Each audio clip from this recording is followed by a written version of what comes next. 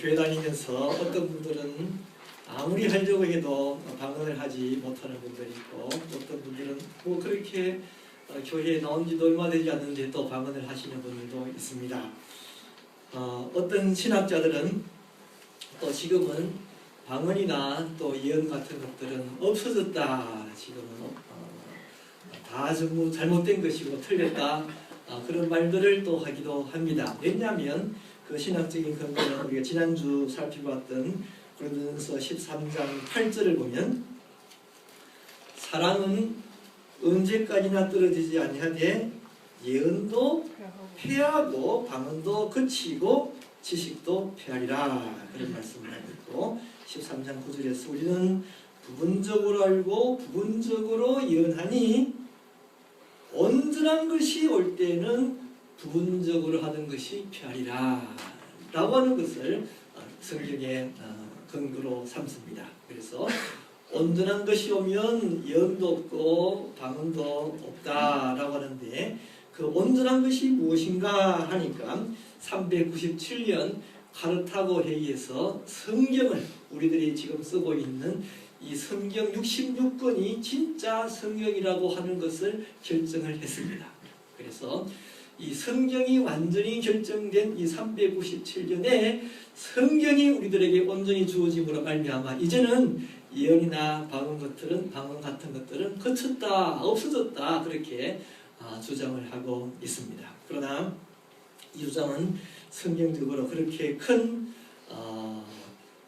근거는 없는 것 같습니다. 잘못된 주장이라고 생각을 합니다. 왜냐하면 온전한 것이 오다라고 하는 그 시기는 사실은 지난주에 말씀했던 것처럼 영원한 하늘나라가 우리들에게 주어질 때는 그 완전한 하늘나라에서 방언이 뭐가 필요했고 예언이 뭐가 필요했겠습니까? 그래서 그 온전한 것이 올 때에는 사실은 성경이 주어진 것이 아니라 하늘나라가 우리들에게 임할 때에는 방언도 그치고 예언도 그친다는 말씀입니다. 그래서 지금은 예언이나 방언이 없다는 말은 잘못된 주장입니다.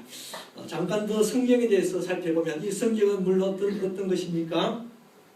성경을 66권을 357년 카르타고 회의에서 결정했다라고 하는 말은 그전에는 성경이 없었는데 그때 새로 성경이 만들어졌다는 게 아니에요. 옛날에는 다 마태복음 두루마리 1개, 창세기 두루마리 1개, 그렇게 두루마리로 각각 나누어진 성경들이 수없이 많이 있었습니다. 사실은 66권 외에도 더 많은 성경 비슷한 성경처럼 사람들이 은혜를 받고 성경처럼 소중하게 생각하는 다른 수많은 책들이 있었습니다. 그런데 이제 기도를 하면서 학자들이 그 두루마리 하나하나들을 연구하기를 시작했습니다. 진짜로 이것이 틀림없는 하나님의 말씀일까? 아니면 뭔가 조금 이상한 부분이 있는가? 그래서 연구를 하기 시작해서 조금이라도 이상한 부분이 있으면 다 제하여버렸어요. 이거는 좋은 말씀이긴 좋은 말씀이지만 조금은 완전한 하나님의 말씀으로 받아들이기는 이런 어려운 부분이 있구나. 조금이라도 이상하면 그런 것들을 다 제하고 추려서 남은 게 66권 성경, 오늘 우리가 쓰고 있는 구약 39권, 신약 7권이 되었다라고 하는 말입니다. 이 성경은 물론 온전한 책입니다. 성경 말씀 디모데후서 3장 15절 보니까 또 내가 어려서부터 성경을 알았나니 성경은 능히 너로 하여금 그리스도 예수 안에 있는 믿음으로 말미암아 구원에 이르는 지혜가 있게 하느니라. 또 3장 16절에서는 모든 성경은 하나님의 감동으로 된 것으로 교훈과 책망과 바르게 함과 의로 교육하기에 유익하니 이는 하나님의 사람으로 온전하게 하며 모든 선한 일을 행할 능력을 갖추게 하려 하심이라 말씀하셨습니다. 이 성경은 우리가 100% 구원받을 수 있도록 만들 수 있는 책입니다. 성경은 우리를 100% 온전한 신앙인으로 만들 수 있는 책입니다. 그래서 이 성경은 사실은 우리가 신앙생활을 하고 은혜를 받고 하나님을 잘 섬기기에는 충분한 모든 것이 다 담겨져 있는 책입니다. 그래서 이 예언과 방언이 없다라고 하는 사람들은 이 성경이 이제 온전히 주어졌으니까 예언과 방언이 필요 없고 거치게 되었다, 그런 주장을 하게 된 것입니다. 그렇지만 말씀드린 대로 온전한 것은 그러나 하늘나라를 가르치는 것이고, 이 성경이 주어진 이것을 온전한 것으로 주장하기에는 조금 부족한 면이 있습니다. 반대로 순복음교회 같은 곳에서는 우리가 아는 대로 방언을 지나치게 강조를 합니다.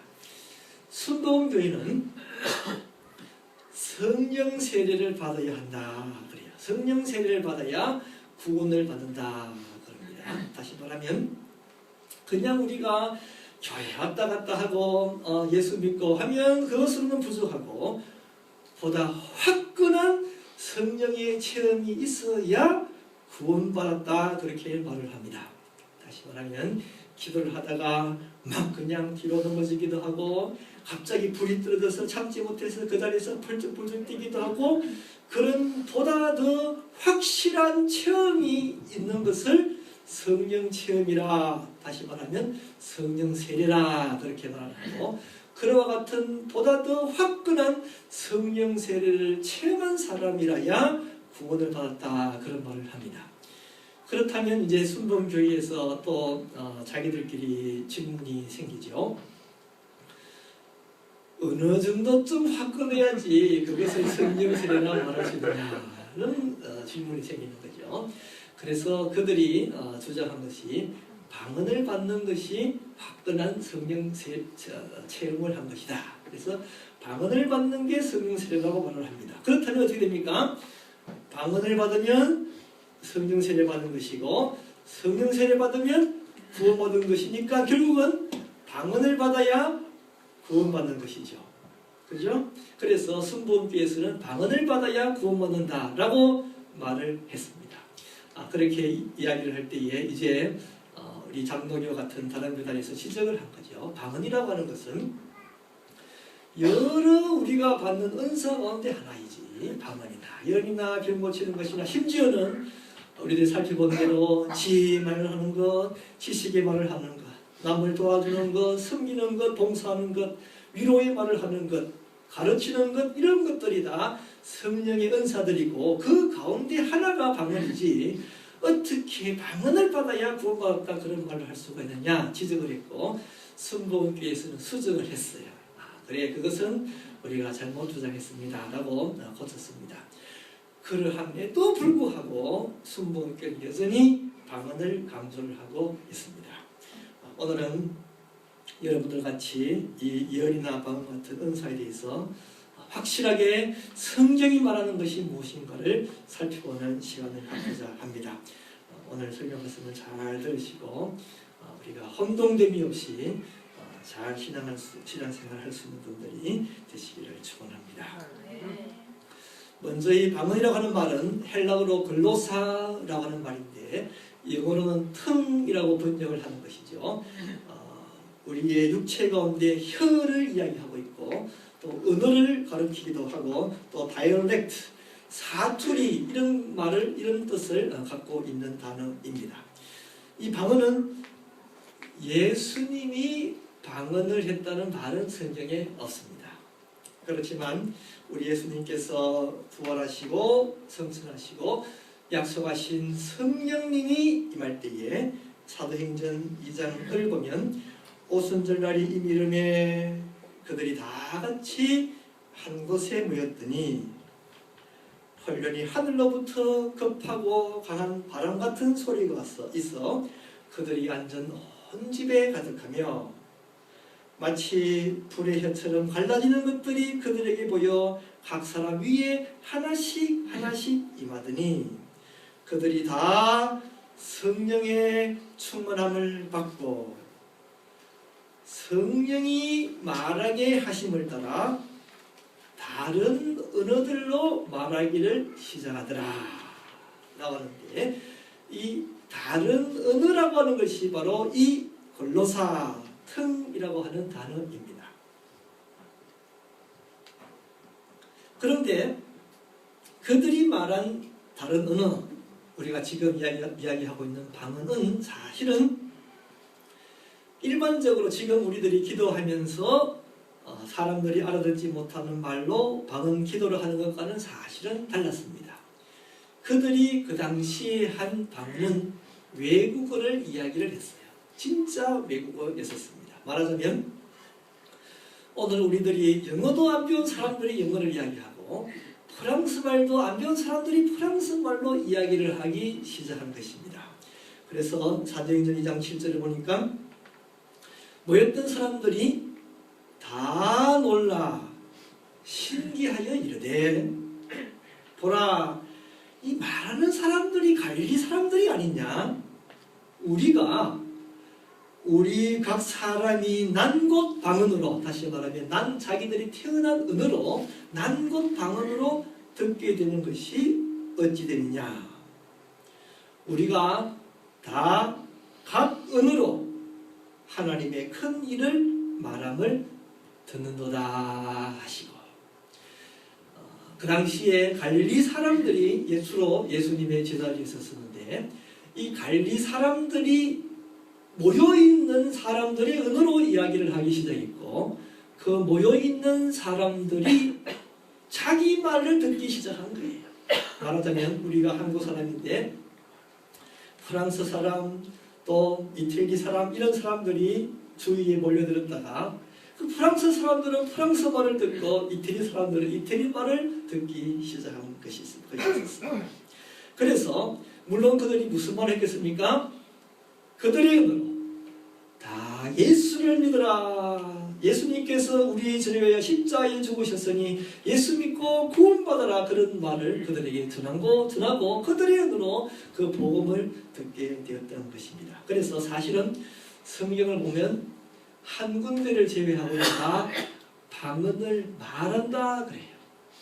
오직 우리가 본 이 성경 말씀 고린도전서 14장 14절에서만 내가 만일 방언으로 기도하면 그렇게 방언 기도라는 것을 사용을 하고 다른 곳에서는 방언을 말한다 그래요. 왜 그렇습니까? 외국어를 말한 거예요. 외국어를 배우지 못한 사람들이 외국어를 말했기 때문에 방언을 말했다라고 이야기합니다. 그래서 오늘 어떤 신학자들은 지금 우리가 하는 것은 진짜 방언이 아니고 그렇게 외국어로 이야기하는 것이 방언이다 그렇게 말을 하는 사람들이 있는데 사실은 그것도 아니에요. 왜냐하면 이 고린도전서 14장을 보면 우리처럼 이렇게 알지 못하는 말로 기도한 것도 그 당시에도 있었다는 것을 우리들은 알 수 있습니다. 아무튼 그 당시에는 사도행전 2장에서 나오는 그러한 방언처럼 배우지도 못한 언어로 사람들에게 이야기하는 것이 방언이었고 또 그것만 있었던 것이 아니라 오늘 우리들이 방언 기도하는 그런 방언 기도도 그들에게 있었습니다. 그래서 그들이 성경 말씀에서 어떤 사람들이 방언이 없다라고 하는 그러한 말을 이야기하고 있는 것을 주장을 하는 사람들은 바로 외국어를 이야기했던 그런 것들을 이야기하면서 지금은 그렇게 외국어를 이야기하는 사람이 없지 않느냐 그런 말들을 하고 있는 것입니다. 성경을 보면 사실은 사도행전을 제외하고는 방언을 언급하고 있는 성경이 없어요. 사도행전은 성령이 임하셔서 초대교회에 일어났던 일들을 기록했던 역사적인 책이었기 때문에 그곳에는 방언이 기록되지만 다른 성경에는 방언이 기록되지 않고 방언을 언급하는 것은 이 고린도 전후서에서 방언을 언급을 하고 있는데 냉정하게 이 고린도 전서를 가만히 살펴보면 방언에 대하여 사실은 부정적인 말들을 하고 있는 부분들이 많이 있어요. 예를 들면 고린도전서 13장 1절을 보면 내가 사람의 방언과 천사의 말을 할지라도 사랑이 없으면 소리나는 구리와 울리는 꽹과리가 되고, 사랑을 강조하고 있는 것임에도 불구하고 뭡니까? 그런 방언이나 예언이 소리나는 구리와 울리는 꽹과리밖에 되지 않는다는 것을 사실은 부정적으로 이야기를 하고 있는 것이죠. 또 지난번에 살펴봤던 13장 8절 사랑은 언제까지나 떨어지지 아니하되 예언도 피하고 방언도 그치고 지식도 피하리라. 그렇게 피하는 것을 이야기를 하고 있고, 또 고린도서 14장 2절을 보면 방언을 말하는 자는 사람에게 하지 아니하고 하나님께 하는 이는 알아듣는 자가 없고, 사실은 부정적인 모습이죠. 알아듣는 자가 없다 그렇게 말하고, 14장 5절에서 보면 방언은 통역하지 아니하면 교회에 덕을 세우지 아니하면 예언하는 자만 못하느니라. 못하다 그런 말을 하고 있고, 14장 6절에서는 너희에게 무엇이 유익하리요 그런 말을 쓰기도 하고, 또 14장 14절에서는 나의 마음은 열매를 맺지 못하리라 그런 말을 하기도 하고, 14장 23절에서는 그러므로 온 교회가 함께 모여 다 방언으로 말하면 알지 못하는 자들이나 믿지 않는 자들이 들어와서 너희를 미쳤다 하지 않겠느냐라고 그렇게까지 이야기를 하고 있는 것입니다. 왜 사도 바울이 다른 교회에 대해서는 방언을 이야기하지 않고 고린도 전서에서 방언을 이야기하고 또 왜 부정적인 그런 성격으로 이야기를 하고 있느냐 하면, 딴 교회에는 방언이 없었던 것이 아니에요. 딴 교회도 방언이 있었지만 우리가 아는 대로 고린도 교회는 은사로 말미암아 그들에게 문제가 발생했던 것이에요. 그들은 은사들을 교만하게 생각했습니다. 내가 딴 사람들이 받지 못했던 은사를 받았으니까 자기를 우월하게 생각했습니다. 나는 이 은사가 더 우월하다 생각하고 저 사람은 저 은사가 더 우월하다 생각하고, 그래서 서로 싸우기까지 했습니다. 나는 이것을 받았네 저것을 받았네 서로 패가 나누어서 그렇게 분쟁하는 일까지 생겨나게 되었습니다. 방언이나 은사들을 자랑거리로 생각하고 의시되면서 살아갔습니다. 그래서 사도 바울은 그것을 지적하며 고치려고 이 고린도전서에서 기록을 하고 있는데, 12장 1절에 보면 형제들아 신령한 것에 대하여 나는 너희가 알지 못하기를 원하지 아니하노니 라고 말을 하면서 진짜 이 은사가 무엇인가를 제대로 알고 제대로 잘 사용해라 그렇게 사도 바울은 가르쳐주고 있는 것입니다. 그래서 그들이 이 방언이나 잘못 사용하고 있는 일에 대하여서 사도 바울은 지적을 하고 있습니다. 그래서 결론적으로 14장 26절에서 우리 성경 말씀 가지고 있는 분들은 고린도전서 14장 26절을 한번 찾아서 같이 읽었으면 좋겠습니다. 우리 오늘의 본문 말씀이죠. 다 같이 읽겠습니다. 그런즉 형제들아 어찌할까, 너희가 모일 때에 각각 찬송시도 있으며 가르치는 말씀도 있으며 계시도 있으며 방언도 있으며 통역함도 있나니 모든 것을 덕을 세우기 위하여. 결론적으로 말하는 것이 너희들이 지금 잘못 사용하여 그 귀한 은사들을 통하여서 오히려 문제를 일으키고 있으니 너희들이 잘 사용해라, 덕을 세우도록 하라, 그렇게 결론을 내리고 있는 것입니다. 이 덕을 세우다라고 하는 말은 헬라어로 오이코도메라고 하는데 edify 또는 build 그런 뜻이 있습니다. 사람들을 훈계하고 세우고 교훈하고 그런 뜻이 있는데, 아무튼 우리들에게 도움이 되도록 그런 것들을 사용을 해야지 너네들처럼 잘못 사용해서 그걸 통하여서 싸움이나 하고 패나 가려고 하면 어떻게 되겠느냐를 지적을 하고 있는 것입니다. 유익을 위해서 사용해야 한다라고 하는 것이 핵심이에요. 그리고 그 관점에서 성경을 보면 모든 이 은사의 문제가 다 해결이 됩니다. 예를 들면 오늘 성경 말씀 보면 사도 바울은 방언을 말할 때에는 통역을 세우라 그런 말을 합니다. 왜 통역을 세워야 할까? 당연하죠. 이태리 사람들이 모여 있는데 어떤 사람이 프랑스 방언을 받고 프랑스 말로 복음을 증거하면 이태리 사람들이 그 말 알아듣겠습니까? 모르지요. 아무 유익이 되지 않죠. 그런데 이태리 사람 앞에서 프랑스 말로 방언하는 사람은 왜 방언을 할까요? 나는 이렇게 방언을 받은 사람이다 자랑하고 싶은 마음에 이태리 사람 앞에서 프랑스 말로 방언을 하는 거죠. 그게 틀렸다는 거죠. 그렇게 하지 말고 이태리 말로 통역할 수 있는 사람을 세워야지 그들에게도 복음이 증거되고 예수님을 믿는 믿음의 사역이 일어날 수 있다는 것을 가르쳐주고, 그래서 통역이 있어야 유익이 된다, 그렇게 말을 하고 있는 것입니다. 그래서 14장 19절을 보면 교회에서 내가 남을 가르치기 위하여 깨달은 마음으로 5마디 말을 하는 것이 1만 마디 방언으로 말하는 것보다 나니라. 당연하죠. 유익이 된다라고 하는 관점에서 보면 그런 거예요.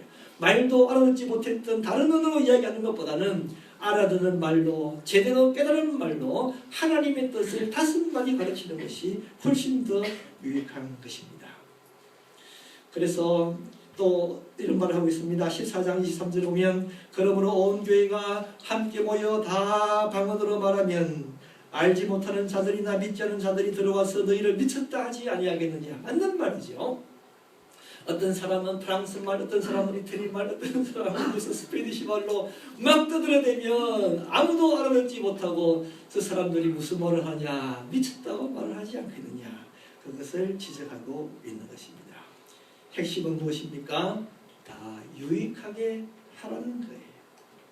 여러분, 이런 관점에서 살펴보면 모든 것을 다 이해할 수 있습니다. 지금은 왜 옛날처럼 외국어를 말하는 그런 방언들이 적을까요? 당연하죠. 옛날에는 외국어를 말할 수 있는 사람들이 별로 없었어요. 예수님을 금방 믿었던 그런 갈릴리 사람들이 외국어를 말할 수 있는 능력 있는 사람들이 별로 없었습니다. 그래서 다른 종족에게도 복음이 증거돼야 되는데 말을 못하니까 어떻게 해야 되겠습니까? 하나님이 그 사람에게 그런 말을 할 수 있는 방언의 은사를 주어서 그들이 배우지 못했지만 그 다른 언어로 복음을 전가할 수 있도록 만들었습니다. 그러나 지금은 프랑스 말 할 수 있는 사람도 있고, 이태리 말 할 수 있는 사람도 있고, 스페니시 말 할 수 있는 사람들도 있고, 외국어를 말하는 방언이 필요가 없지요. 그러니까 하나님께서 그때보다 지금은 외국어를 말하는 방언을 주지 않는 것입니다. 다 하나님이 유익하게 하기 위하여 은사를 주시는 것입니다. 지금과 과거를 비교할 때에 지금은 또 예언의 은사도 덜 합니다. 왜 그럴까요? 과거에는 말씀드린 대로 성경이 온전히 주어지지 못했습니다. 평범한 사람들은 성경 구경도 못하고 회당 같은 데에 갔어야 회당에서도 60여 권의 모든 성경을 가지고 있는 것이 아니라 일부 성경들만 가지고 있다가 그 일부 성경들만 읽어줄 뿐이었습니다. 그래서 성경 말씀을 온전히 접하지 못했던 그런 사람들에게 필요할 때에 하나님이 정말 하나님의 뜻을 직접 가르쳐줘서 직접 하나님으로부터 배움을 받고 사람들에게 가르쳐야 될 그런 필요가 있었던 것이죠. 그래서 그들에게는 더 예언의 은사가 많았습니다. 지금은 우리가 성경 66권을 통하여서 충분히 예수님 잘 믿을 수 있고 충분히 하나님을 잘 섬길 수 있기 때문에 그 옛날처럼 그렇게 직접적으로 하나님의 뜻을 받아 사람들에게 나눠주는 그런 예언의 은사가 덜 일어나게 되는 것입니다. 여러분, 은사가 마술, 매직과는 다른 거예요. 매직, 마술은 무엇입니까? 신비스러운 것 때문에 사람들이 호기심이 있고 재미가 있지만 아무 유익이 없습니다. 은사는 우리들을 구원하기 위하여 주어지는 것이 은사입니다. 은사는 복음을 전가하기 위하여 주어지는 것이 은사입니다. 복음은 한 사람이라도 더 예수님 잘 믿고 헌신하며 하나님을 섬길 수 있도록 만들기 위하여 유익하게 덕을 세우기 위하여 주어지는 것이 은사다라고 하는 사실입니다. 지금도 마찬가지로 우리들은 은사를 유익하게 사용해야 합니다. 여러분, 방언하기를 소원하기를 바랍니다. 예언하기를 소원하기를 바랍니다. 오늘 성경 말씀 14장 마지막 부분을 보면 14장 39절을 보면 그런즉 내 형제들아 예언하기를 사모하며 방언 말하기를 금하지 말라. 모든 것을 품위 있게 하고 질서 있게 하라 말씀하고 있습니다. 여러분들도 방언하기를 소원하시기를 바랍니다. 예언을 주시기를 소원하시기를 바랍니다. 물론 지금 우리가 받는 이런 은사들은 온전한 것이 아닙니다. 우리가 예언의 은사를 받았다 하더라도 여러분들이 잘 기억하셔야 됩니다. 우리들이 지금 예언의 은사를 받았다 하더라도 그것이 온전하지 않습니다. 성경 말씀 14장 오늘 본문 뒷부분 14장 29절에 보면 예언하는 자는 둘이나 셋이나 말하고 다른 이들은 분별할 것이요 예언하는 자들의 영은 예언하는 자들에게 제재를 받나니 말하고 있습니다. 한 사람만 예언하지 말고 두 사람, 세 사람이 예언하도록 하고 사람들이 듣고는 무엇이 맞고 무엇이 틀렸는가를 분별하고 어떤 사람이 예언할 때에 잘못되었으면 그 예언을 제재를 해라 말하고 있습니다. 왜 그렇습니까? 온전하지 못하기 때문에. 완전하다면 그럴 필요가 없는데 지금은 예언을 받다더라도 우리가 사람이기 때문에 우리가 부족하기 때문에 완전하지 못하고 그래서 그런 식으로 혹시라도 잘못되지 않도록 조심을 하고 가르쳐주고 있습니다. 여러분 그러함에도 불구하고 우리들은 은사를 사모해야 합니다. 은사를 구해야 합니다. 그리고 구할 때 하나님 은사를 주실 것입니다. 그리고 우리가 은사를 받을 때에 그 은사를 통하여 우리들을 유익하게 해야 하는 것입니다. 은사를 받을 때에 그 은사를 통하여서 이 은사를 받으면서 정말 하나님이 확실히 살아계시구나 증거로 삼으시기를 바랍니다. 하나님은 아무것도 하지 못하시는 하나님이 아니라 지금도 하나님은 살아계시는 하나님이시고 지금도 역사하시는 하나님이신 줄을 은사를 통하여 확인하시는 분들이 되시기를 바랍니다. 또 설사 내가 은사를 받지 못했다 하더라도 다른 사람이 은사를 받는 것을 보고는 정말로 하나님이 또한 살아서 역사하시는 구원을 또한 깨닫는 분들이 되시기를 바랍니다. 하나님이 확실히 우리들과 함께 하시며 능력을 행하신다는 사실들을 은사를 통하여 우리가 확인을 받고 그 확인 속에서 더 힘있게 더 주님을 열심히 섬기며 교회를 유익하게 하고 하나님의 더 높일 수 있는 덕을 세우는 일들을 우리가 감당을 해야 하는 것입니다.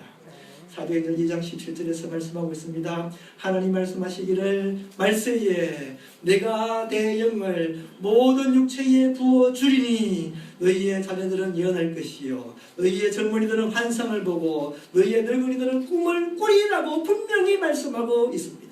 말씀을 믿으시기 바랍니다. 말씀을 구하시기 바랍니다. 하나님은 은사를 주실 것입니다. 방언도 주실 것이고 영도 주실 것입니다. 이것을 통해서 우리가 믿음을 확인하고 하나님의 능력을 확인하고 하나님께 더 가까이 나아가는 분들이 되시기를 바랍니다.